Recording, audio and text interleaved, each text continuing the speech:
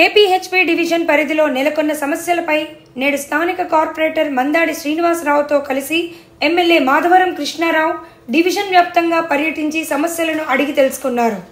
అదేవిధంగా 4వ ఫేజ్లోని 100 పడకల ఆసుపత్రి కోసం కేటాయించిన స్థలాన్ని పరిశీలించారు.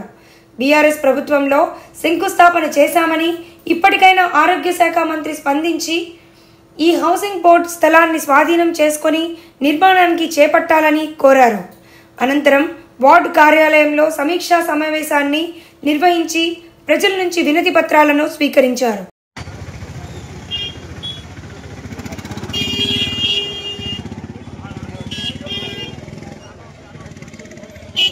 ఏదైతే 100 పడకల హాస్పిటల్ గతంలో 2 సంవత్సరాల కింద జూన్లో 36 కోట్ల రూపాయలు శాంక్షన్ చేసి 100 పడకల హాస్పిటల్ ఆ రోజు హరీష్ రావు చేతుల మీదుగా ఫౌండేషన్ వేయడం జరిగింది.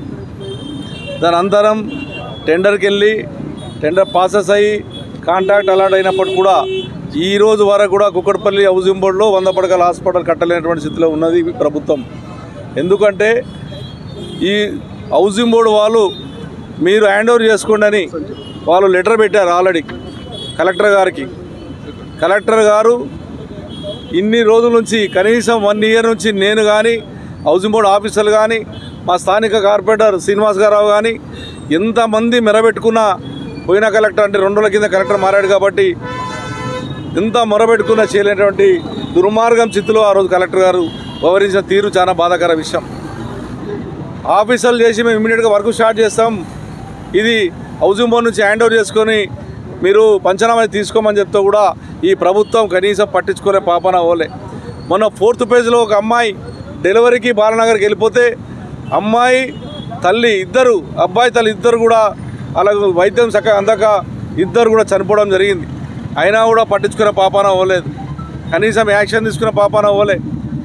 అదేవిధంగా ఉన్నటువంటి 3rd పేజ్లో ఉన్నటువంటి 2 ఎకరాల 17 గుంటల ల్యాండ్ జిల్లా పరిషత్ స్కూల్ ఎమ్యూనిటీస్ ల్యాండ్, అది కూడా అదే హౌసింగ్ బోర్డు అధికారులు అది మీరు తీసుకోండి, దాన్ని ఏ రకంగా మీరు తీసుకోండి అని చెప్పి వాళ్ళు ఎన్నిసార్లు హౌసింగ్ బోర్డు అధికారులు చెప్పినా పట్టించుకోలేదు ఈ ప్రభుత్వం, ఈ కలెక్టర్ గారు. స్థానిక కార్పొరేటర్ గారు ధర్నా కూడా చేశాడు 2-3 సార్లు, అయినా పట్టించుకోలేదు. దానికి సుమారు ₹1 కోటి ఆయన సొంతం డబ్బులు ఖర్చు పెట్టి ఈ స్కూల్ సొంతం డబ్బులతో కట్టి నందమూరి తారక రామారావు పేరు పెట్టాలని చెప్పి ఆయన లెటర్ ఇచ్చిన. ఆశ్చర్యం ఏంటి అంటే ఆ స్కూల్కి కలెక్టర్ గారే వచ్చి అప్పుడు ఉన్నటువంటి 2 ఏళ్ల కింద కలెక్టర్ గారు వచ్చే ఈయన ఫౌండేషన్ వేసిపోయారు. కలెక్టర్ గారు ఫౌండేషన్ వేసినప్పటికీ పోయిన కలెక్టర్ గారు చేసినటువంటి తీరు ఎంత భయంకరంగా అంటే ప్రజలకు అన్యాయం జరుగుతుంది అని చెప్పినాక ప్రజలు ఎన్నిసార్లు మొర పెట్టుకున్నా కూడా ఈ కాంగ్రెస్ పార్టీ ప్రభుత్వం పట్టించుకోలేదు. టీఆర్ఎస్ పార్టీ ప్రభుత్వంలో కేసీఆర్ గారి నాయకత్వంలో ఆ రోజున నేను వెళ్ళి కేసీఆర్తో దండం పెట్టి మా కుక్కట్పల్లి కాన్స్టిట్యున్సీకి హౌసింగ్ బోర్డులో నిరుపేదలు ఎక్కున్నారు, 100 పడకల హాస్పిటల్ కావాలని చెప్పి ఎన్ని వేసుకుంటే ఆ రోజు ఇమీడియట్గా శాంక్షన్ చేసి 36 కోట్ల శాంక్షన్ ఇచ్చి ఫౌండేషన్ వేస్తే ఫౌండేషన్ కూడా గవర్నమెంట్ ఆయన పొలగొట్టారు. ఇప్పటికైనా నేను కలెక్టర్ గారిని రేపు 10:30కి టైం ఇచ్చాడు, రేపు ఎట్టిపోలే కలెక్టర్గా కొత్త కలెక్టర్గా మరవేసుకుంటాం. తొందరలో మీరు చేయకపోతే ఖచ్చితంగా నేనే వచ్చి నిరాదీక్ష చేస్తానని చెప్పి సందర్భంగా తెలియజేస్తా ఉన్నాను.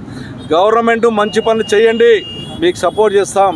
మీరు ఏకంగా శాంక్షన్ అయిన పనులను ఆపుకుంటా ప్రజలను ఇబ్బంది పెడతాం. మాత్రం ఖచ్చితంగా కాంగ్రెస్ పార్టీకి మేము కుక్కట్పల్లి కాన్సెస్ తరఫున ఏ విధంగా గుణపాఠం చెప్తాం చూసుకున్న ఉంటుందని చెప్పి కూడా కాంగ్రెస్ ఉన్నటువంటి మంత్రులకు కానీ కాంగ్రెస్ ఉన్నటువంటి ఆఫీసర్లకు కానీ మీరు అందరూ దీని మీద చర్యలు తీసుకోవాలని చెప్పి నేను డిమాండ్ చేస్తా ఉన్నాను.